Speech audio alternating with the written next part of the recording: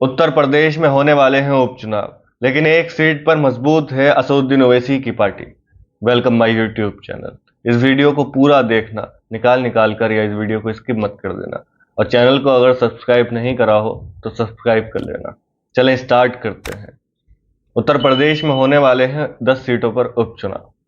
तो आज बात करते हैं कि किन 10 सीटों पर उपचुनाव होने वाले हैं और कौन कौन उस 10 सीटों पर था और अब लोकसभा में पहुंच गया है। किसी एक सीट पर कोई डिस्क्वालीफाई हो गया है। तो चले बात करते हैं कौन सी 10 सीट पर उपचुनाव होने वाले हैं और AIMIM कौन सी सीट पर मजबूत है। हाँ, असदुद्दीन ओवैसी की पार्टी मजबूत है और खेला भी कर सकती है। अगर ओवैसी का जादू चल गया तो चौंकाने वाली बात है कि वो सीट निकल भी सकती है। तो चलें बात करते हैं कौन सी वो सीट है। सबसे पहली जो 10 में से सीट है वो है कतेहारी अंबेडकर नगर। डिस्ट्रिक्ट जो है उसकी अंबेडकर नगर है, कतेहारी अंबेडकर नगर। दूसरी जो सीट है करहल मैनपुरी। तीसरी सीट है मिल्कीपुर अयोध्या। बहुत चर्चा है अयोध्या की। तो जी हाँ, आप सही समझ रहे हैं। अवधेश जो समाजवादी पार्टी के लीडर हैं वो मिल्कीपुर से MLA थे और उन्होंने फिर अब अयोध्या से वो मेंबर ऑफ पार्लियामेंट हैं।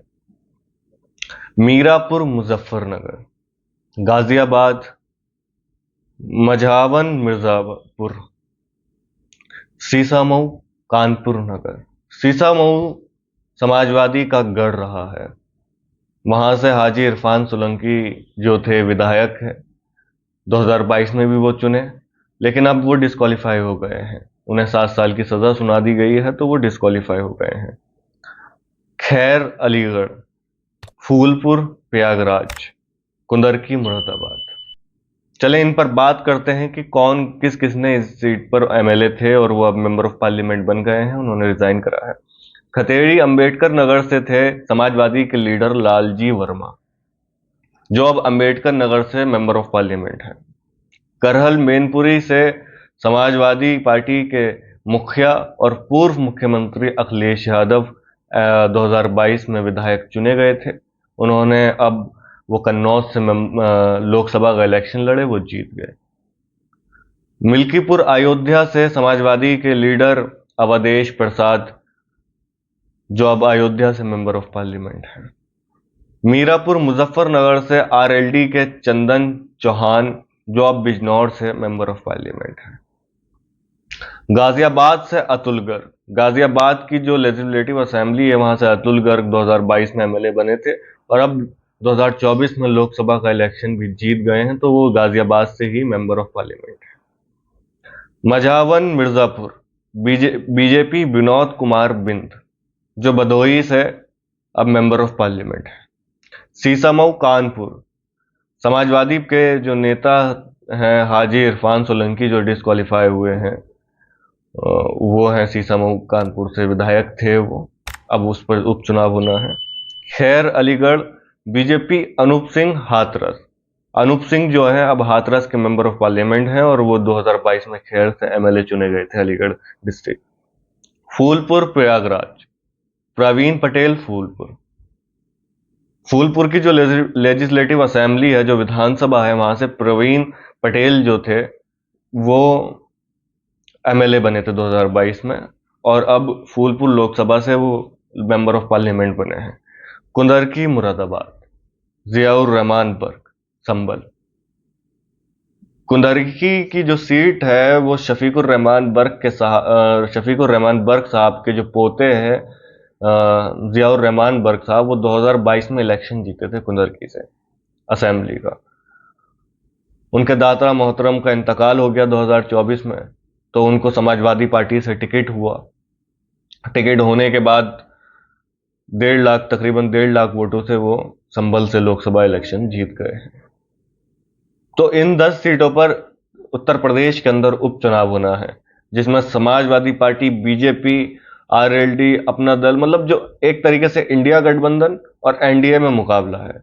उस बीच एक और आता है PDM, जिसने ये ऐलान करा है कि उत्तर प्रदेश के 10 की 10 उपचुनाव में हिस्सा लेंगे। चुनाव कंटेस्ट करेंगे, इलेक्शन कंटेस्ट करेंगे, लड़ेंगे इलेक्शन को।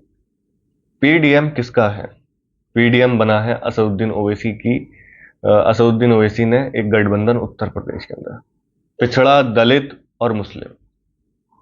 तो जो उत्तर प्रदेश के एआईएमआईएम के प्रेसिडेंट हैं, उन्होंने ये कहा है कि एआईएमआईएम 10 की 10 सीटों, वो पीडीएम 10 की 10 सीटों पर चुनाव लड़ेगी। तो अब यह देखना है कि किस सीट पर एआईएमआईएम जो है मजबूत है, किस सीट पर मजबूत है। तो मैं आपको बता दूं, एक सीट जो है एआईएमआईएम जरूर मजबूत है, वो सीट है कुंदरकी की सीट। 2022 के इलेक्शन में कुंदरकी में एक भारी तादाद में लोगों ने ओवैसी को सुना, सपोर्ट भी करा। तकरीबन जो वहां के कैंडिडेट थे एआईएमआईएम के, उनको वोट मिले थे 14,250। तो 14,250 वोट भी कम नहीं होते। अगर लोगों को समझ आया, प्यार आई, मोहब्बत आई, पहली बार इलेक्शन में खड़े हुए, तो जिसको 5,000 वोट मिलते हैं वो भी 1 लाख वोटों से जीत सकता है। मैं एक एग्जाम्पल दे रहा हूं कि अगर किसी को 5,000 वोट मिले हैं तो वो मेहनत करेगा तो वो जीत सकता है। तो 14,000 वोट तो काफी हो गए ना।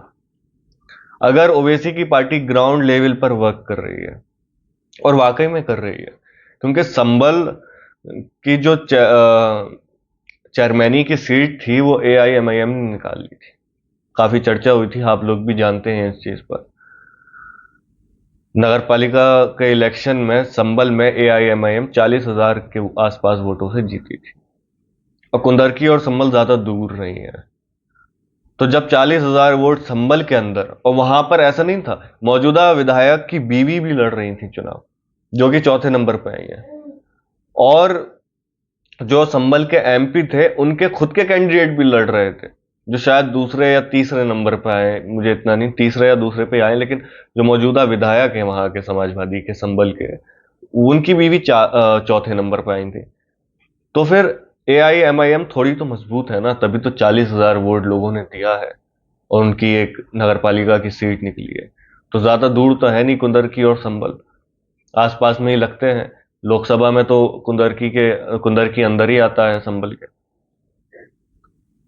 तो फिर शायद अगर एआईएमआईएम लोगों को अपनी बात समझा पाती है, लोगों को ये बता सकती है कि हम आपके हक के लिए लड़ेंगे, हम आपकी आवाज को उठाएंगे, अगर लोग उन पर भरोसा करेंगे, तो शायद उनकी सीट निकल भी सकती है। और अगर मैं अपनी बता रहा हूं, मैं किसी की जिम्मेदारी नहीं ले रहा हूं, मैं अपनी मर्जी बता रहा हूं, मैं अपनी पसंद बता रहा हूं, चॉइस बता रहा हूं कि शायद एआईएमआईएम की सीट निकलनी भी चाहिए, क्योंकि वो शख्स पूरे हिंदुस्तान में घूम घूम कर ये कहता है कि मैं तुम्हें लीडर बनाना चाहता हूं, मैं तुम्हारे मुद्दों पर बात करना चाहता हूं।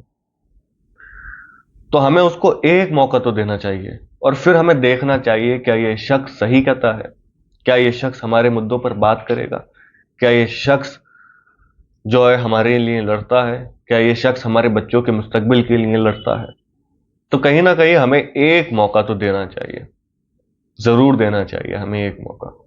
ऐसे सीसा मऊ की सीट है जहां पर हाजी इरफान सोलंकी, जो समाजवादी पार्टी के विधायक थे 2022 में, अब डिस्क्वालीफाई हुए हैं। तो कहीं ना कहीं वहां पर भी शायद एआईएमआईएम लड़ी थी चुनाव, काफी वायरल हुई थी वहां की स्पीच 2022 के ओवैसी की। तो शायद वहां पर भी लड़ ले, तो जीतने के चांसेस तो मैं नहीं कह सकता, लेकिन थोड़ा अच्छा वोट मिल सकता है अगर मेहनत करेंगे तो। लेकिन कुंदरकी की सीट एक ऐसी सीट है जहां पर जीतने के चांसेस हैं। आप मुझे कमेंट करके बताएं, क्या ओवैसी की पार्टी की एक भी सीट निकलना चाहिए? मैं अपने नजरिए से बताऊं, मैं अपनी दिल की बात बताऊं, तो शायद मेरी दिल की बात है कि हाँ, निकलना चाहिए एक सीट, कि हम उनको देख सकें हम उनको। हमने देखा नहीं है आज तक, देख सके हम कि हाँ, ये हमारे इस मुद्दे पर बात करेंगे। तो आप लोग भी मुझे कमेंट करके बताएं कि आप चाहते हैं निकलना चाहिए या नहीं। और आप लोगों से एक रिक्वेस्ट है कि चैनल को जरूर सब्सक्राइब करें, वीडियो को लाइक भी करें, लेकिन चैनल को सब्सक्राइब करके जाएं। मेरा जो टारगेट है ना 10,000 सब्सक्राइबर को, उसको पूरे करने में मेरी मदद करें।